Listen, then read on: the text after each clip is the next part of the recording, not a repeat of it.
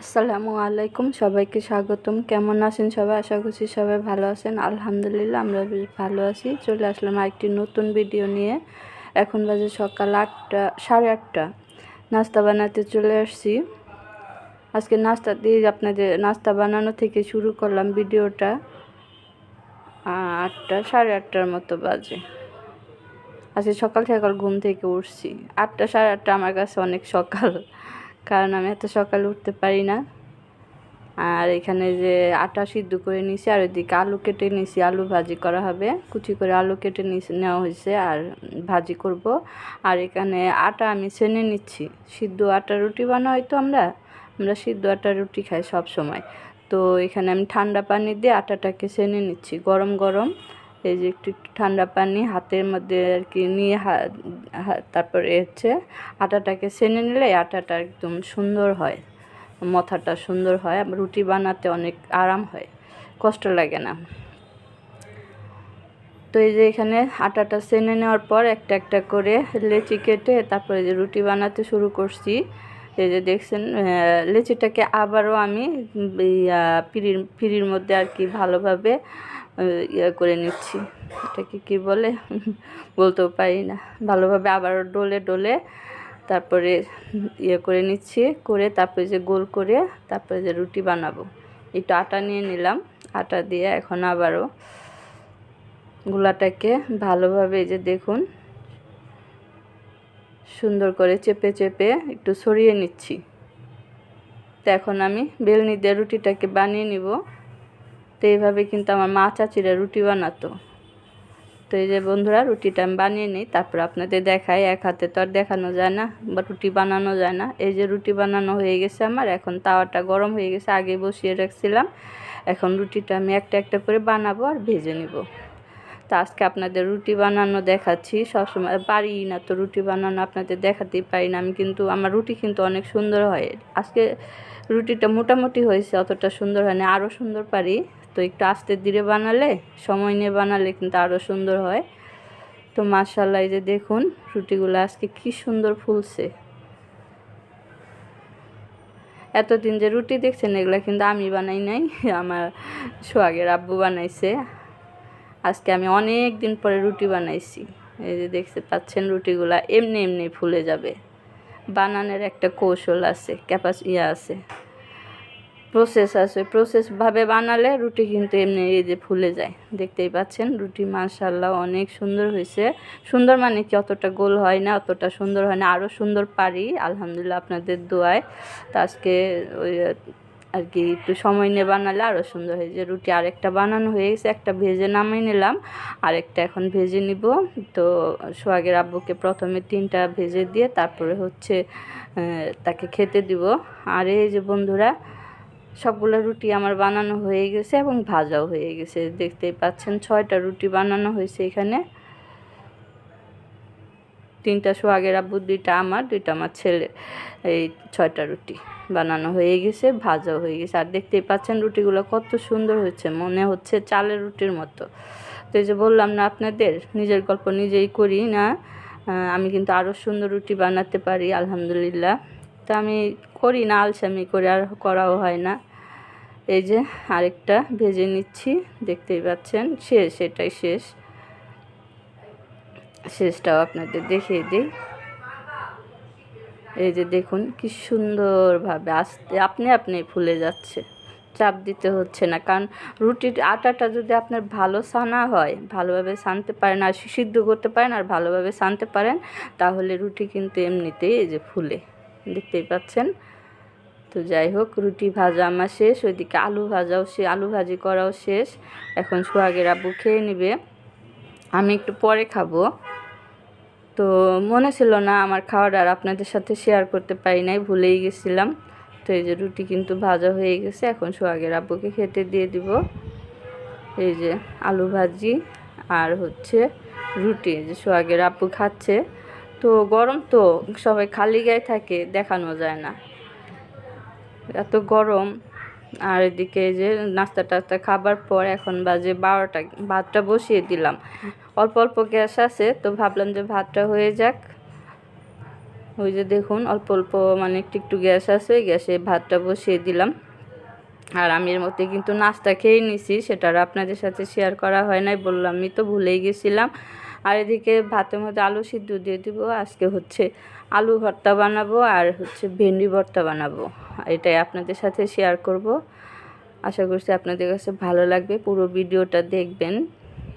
এই যে আমি আলুটা ধুয়ে নিচ্ছি, ভাতের মধ্যে সিদ্ধ দিব, আলাদা করে আর সিদ্ধ করব না, একবারে ভাতের মধ্যে দিয়ে দিব। আগের দিনে কিন্তু গ্রামে কিন্তু মানুষ এই যে ভাতের মধ্যেই সিদ্ধ দিত, বসা ভাত রান্না করে আর আলু সিদ্ধ দিয়ে সব কিছু ভাতের মধ্যেই সিদ্ধ করে নিত। যেমন ধরুন আলু, বেগুন, সিম, শীতকালে সিম, তারপর লাউ পাতা, এগুলো কিন্তু ভাতে সিদ্ধ করে ভর্তা বানানো হতো। এই ভর্তাটা খেতে কিন্তু অসাধারণ লাগতো। তা আমি প্রায় এই যে ভাতের মধ্যে আলুটা দিয়ে সিদ্ধ করে দিই। এই যে দেখতে পাচ্ছেন আলুটা ধুয়ে এনে, আলুটা কিন্তু ভালোভাবে ধুয়ে দিতে হবে, কারণ আলুর ভিতরে অনেক বালু থাকে। তা আলুটা ধুয়ে দিয়ে দিলাম, ভাতের সাথে আলুটা সিদ্ধ হয়ে যাবে। তা আলু ভর্তা বানাবো আর ভেন্ডি ভর্তা বানাবো। ভেন্ডি ভর্তা আমার কাছে খুবই ভালো লাগে, সেই জন্য ওই যে গতকালকে রেখে দিয়েছিলাম। তারপরে এই যে এখানে আমি ভেন্ডি ভর্তা বানাবো, ওদিকে তো ভাত বসিয়ে দিলাম, ভাতে আলু সিদ্ধ দিয়ে দিলাম। আর ভেন্ডি ভর্তা বানাবো, ভেন্ডিটা তো আলাদা সিদ্ধ করতে হবে। ভেন্ডিও ভাতে দেওয়া যায় কিন্তু বসা ভাত রান্না করলে, কিন্তু আমি তো বসা ভাত রান্না করব না, তাই আলাদা সিদ্ধ করে নিব। তো এখানে ভেন্ডিগুলো ধুয়ে নিচ্ছি, সাথে যে কাঁচামরিচও নিছি, অনেকগুলো কাঁচামরিচ নিছি, ঝাল ঝাল করে ভর্তাটা বানাবো। আর এই যে ঝাল ঝাল করে বানালে খেতে ভালো লাগে, অনেকে আবার ঝাল খেতে পারে না, তো যাই হোক আমি আবার ঝাল পছন্দ, ঝাল খেতে ভালো লাগে, তাই একটু ঝাল করে বানাবো। তো এই যে ভেন্ডিগুলো আমি ভালোভাবে ধুয়ে নিচ্ছি, ভেন্ডির গায়ে তো বালু থাকে, সেটা আর কি ভালোভাবে ধুয়ে নিলাম। এখন ধুয়ে নিয়ে তারপর হচ্ছে এটাকে ছোট ছোট, মানে একটা ভেন্ডিকে 2টা টুকরো করব, ছোট করে নিব, ছোট করে তারপরে সিদ্ধ করব। তো এই যে এখানে দেখতেই পাচ্ছেন আমি এখন ভেন্ডিগুলো কেটে নিব ছুরি দিয়ে, তো এক হাত দিয়ে তো এই যে দেখতেই পাচ্ছেন, সুন্দরভাবে দেখাতে পারি না আপনাদের, কিছু মনে করবেন না। আর আজকে আলু ভর্তা আর ভেন্ডি ভর্তা বানাতে গিয়ে বাকিটা ইতিহাস হয়ে গেছে, আপনাদের পুরোটা দেখাতে পারি নাই। তো এই যে এখানে যাই হোক পরে বলি আপনাদের। তো এখানে ভেন্ডিটা কেটে নিই, এই যে ছোট ছোট করে পিস করে কেটে নিচ্ছি, এভাবে কেটে নিলে ভর্তা বানাতে সুবিধা হয়। আর যদি আস্তে আস্তে দিই না, তাহলে ওই কেমন যেন হয়, ভালো লাগে না। আগে করতাম আস্তে আস্তে, পরে দেখলাম যে ইউটিউবেই দেখলাম যে এরকম ছোট ছোট পিস করে দিলে সুন্দর হয় ভর্তাটা। আসলেও এরকম ছোট ছোট টুকরো করে কেটে সিদ্ধ করে ভর্তা করলে ভর্তাটা সুন্দর হয়। তো যাই হোক বন্ধুরা, এই যে দেখতেই পাচ্ছেন আমি ছুরি দিয়ে আর কি ভেন্ডিগুলো কেটে নিচ্ছি টুকরো করে, ছোট ছোট টুকরো করে। সাথেই থাকুন, দেখতে থাকুন।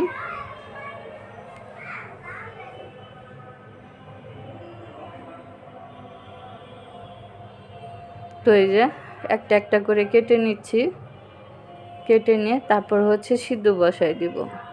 তো আপনাদের বলি যে আজকে ভর্তা বানাতে গিয়ে আপনাদের ভর্তা গিয়ে কী হলো, আর ভর্তা বানাতে গিয়ে আজকে হচ্ছে আমি ভর্তাটা বানাইছি পুরোটা সিদ্ধ টিদ্ধ করে বানাতে গেছি, আলু ভর্তা বানাইতেছি প্রথমে, তারপরে হচ্ছে ভেন্ডিটা ভর্তা বানাবো, পরে আর পারি নাই আপনাদের সাথে শেয়ার করতে, দেখতেই পারবেন কি হয়েছে।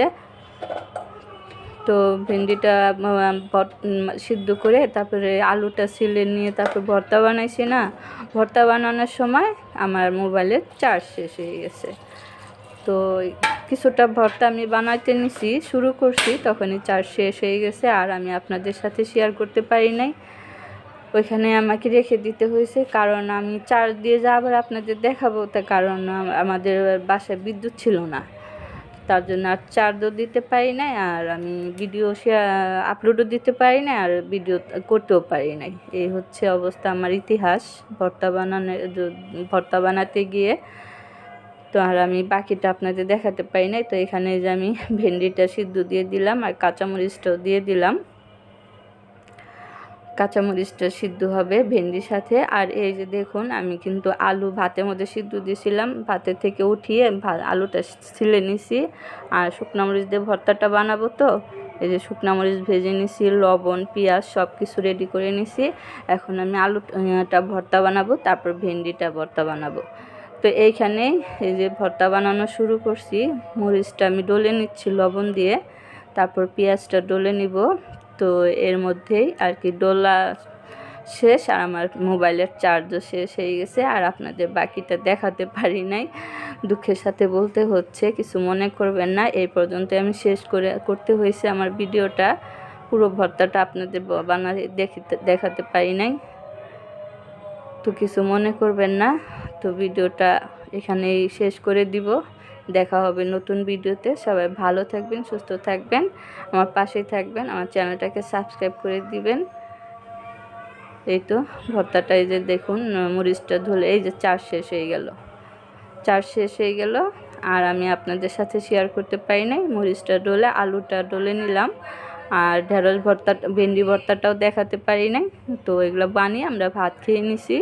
দুপুরবেলা এটাই ছিল আমাদের মেনু, আলু ভর্তা আর ঢেঁড়স ভর্তা। এই দিয়ে আমরা দুপুরে ভাত খেয়ে নিছি। যে সরিষার তেল দিয়ে ভর্তাটা বানিয়ে নিছি। সবাই ভালো থাকবেন, সুস্থ থাকবেন। আল্লাহ হাফেজ, আসসালামু আলাইকুম।